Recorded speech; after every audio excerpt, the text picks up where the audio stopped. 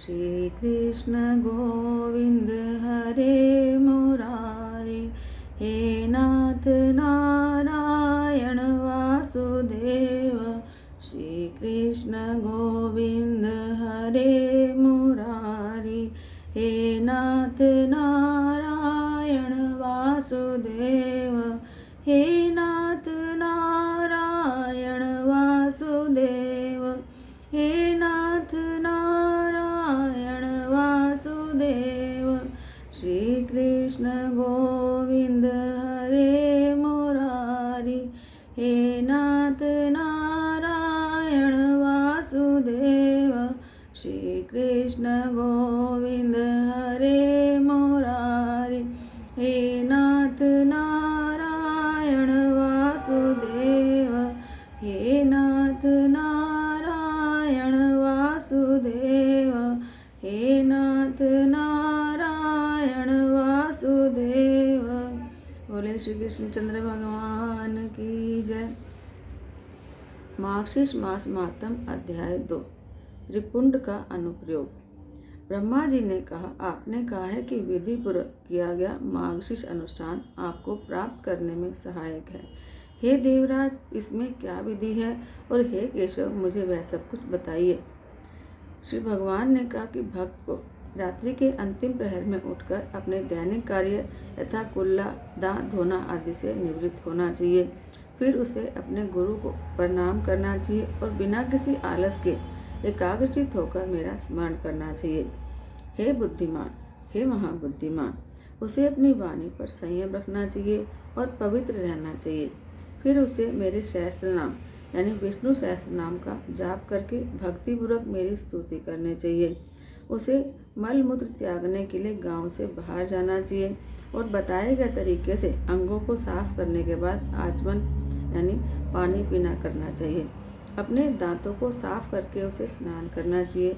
फिर उसे तुलसी के पौधे के नीचे की मिट्टी और कुछ पत्ते लेने चाहिए और पत्ते तोड़ते समय उसे मूल मंत्र ओम नमो नारायणाय अर्थात श्री नारायण भगवान को नमस्कार है या गायत्री मंत्र ओम नमो नारायणाय का उच्चारण करना चाहिए।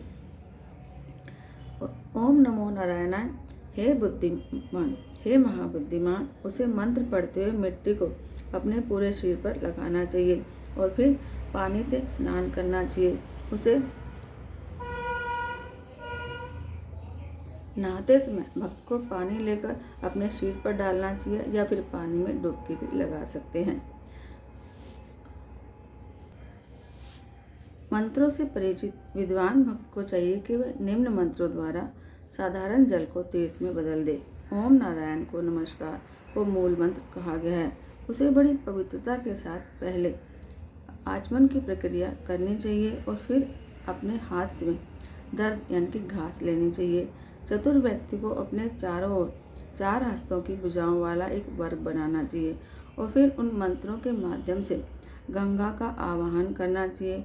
हे जाह्नवी, तुम भगवान विष्णु के चरणों से उत्पन्न हुई हो, तुम वैष्णवी हो, भगवान विष्णु ही तुम्हारे आराध्य हैं। जन्म से लेकर मृत्यु तक किए गए पापों से हमें बचाओ। हे जाह्नवी, तुम भगवान विष्णु की भक्त हो। वायुदेव ने कहा है कि आकाश, पृथ्वी और स्वर्ग में 33 करोड़ तीर्थ हैं। हे जाह्नवी, वे सभी आप में विद्यमान हैं। देवों में आपके नाम नंदिनी, नलिनी, दक्ष पुत्री और विहगा हैं। योगियों के लिए आप विश्वगा हैं। आप विद्याधरी, सुप्रसन्ना, लोक प्रसादिनी, क्षेम, जाह्नवी, शांता और शांति प्रदायिनी हैं। स्नान के समय इन सभी नामों का उच्चारण करना चाहिए। 3 धाराओं में बहने वाली गंगा हमेशा वहाँ मौजूद रहेगी। मंत्र का जाप 7 बार करना चाहिए। हथेलियों को आपस में जोड़कर सिर के ऊपर रखकर 3, 4, 5 या 7 बार डुबकी लगाकर स्नान करना चाहिए। इसी प्रकार निम्न मंत्र का जाप करने के बाद विधि अनुसार मिट्टी से स्नान करना चाहिए। हे वसुंधरा, घोड़ों द्वारा लांगी गई, रथों द्वारा लांगी गई और विष्णु द्वारा नापी गई, हे मिट्टी, मेरे पाप को दूर करो, मेरे द्वारा किए गए दुष्कर्मों को दूर करो। हे पुण्यात्मा, आपको 100 भुजाओं वाले कृष्ण ने सुअर के रूप में ऊपर उठा लिया है। हे समस्त जीवों की उत्पत्ति के स्रोत, आपको नमस्कार है। इस प्रकार स्नान करके विधिपूर्वक आचमन करना चाहिए। तत्पश्चात जल से बाहर आकर किनारे पर श्वेत वस्त्र धारण करने चाहिए। आचमन संस्कार के बाद देव, पितरों और ऋषियों को तर्पण करना चाहिए।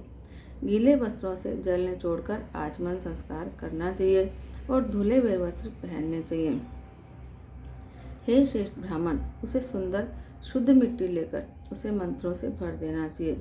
फिर वैष्णव को चाहिए कि वे माथे और शरीर के अन्य भागों पर उचित क्रम और संख्या में सावधानीपूर्वक ऊर्ध्व अधर पवित्र चिन्ह लगाए। हे ब्राह्मण, ब्राह्मण के पास हमेशा 12 पुंड होने चाहिए। हे पुत्र, क्षत्रियों के पास 4 होने चाहिए। स्मृतियों में ऐसा निर्धारित है कि वैश्यों के पास 2 पुंड होने चाहिए और महिलाओं और शूद्रों के पास केवल 1 पुंड होना चाहिए, ऐसा निर्धारित किया गया है। हे निष्पाप, ब्राह्मण को अपने शरीर के जिन भागों में 12 पवित्र चिन्ह बनाने चाहिए वे हैं माथा, पेट, वक्ष, गर्दन का कुबड़, भुजाएं, कान, पीठ, दाहिना भाग और मेरुदंड का निचला भाग और सिर। क्षत्रिय को अपने माथे, छाती और भुजाओं पर पवित्र चिन्ह धारण करने चाहिए। वैश्य को अपने माथे और छाती पर और शूद्र और स्त्रियों को अपने माथे पर पवित्र चिन्ह धारण करना चाहिए।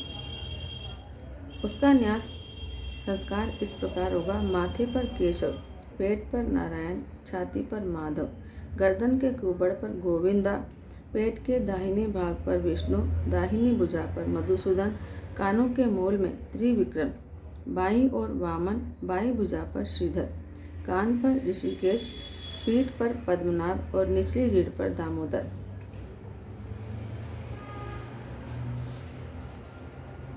स्नान के जल से वासुदेव को सिर पर स्थापित करना चाहिए। यह कार्य ब्राह्मण द्वारा किया जाना चाहिए। क्षत्रिय को चाहिए उसे अपने माथे पर केशव का और वक्ष स्थल पर माधव का ध्यान करना चाहिए। हे प्रिय, उसे अपनी दोनों भुजाओं पर मधुसूदन का स्मरण करना चाहिए। क्षत्रिय के लिए विधि बताई गई है। वैश्य का कर्तव्य सुनो, उसे माथे पर केशव का और छाती पर माधव का ध्यान करना चाहिए। स्त्रियों और शूद्रों को माथे पर केशव का ध्यान करना चाहिए। भक्त को मुझे प्रसन्न करने के लिए इस विधि के अनुसार पुंड चिन्ह लगाना चाहिए। गहरे रंग का तिलक शांति के लिए अनुकूल माना जाता है। लाल रंग का तिलक दूसरों पर विजय पाने का कारण माना जाता है। ऐसा कहा जाता है कि पीला तिलक समृद्धि और वैभव का कारक होता है। सफ़ेद तिलक मोक्ष प्रदान करने वाला और शुभ होता है। जो भाग्यशाली व्यक्ति भगवान विष्णु में अनन्य अनुरक्त है या पंचरात्र संप्रदाय के अनुयायी हैं और समस्त लोगों के कल्याण में लगे हुए हैं, उन्हें अपना पुंड हरि के चरण के आकार का और बीच में रिक्त स्थान वाला बनाना चाहिए। बीच में रिक्त स्थान अवश्य छोड़ना चाहिए, यानी एक छेद। वास्तव में यह हरि का निवास है।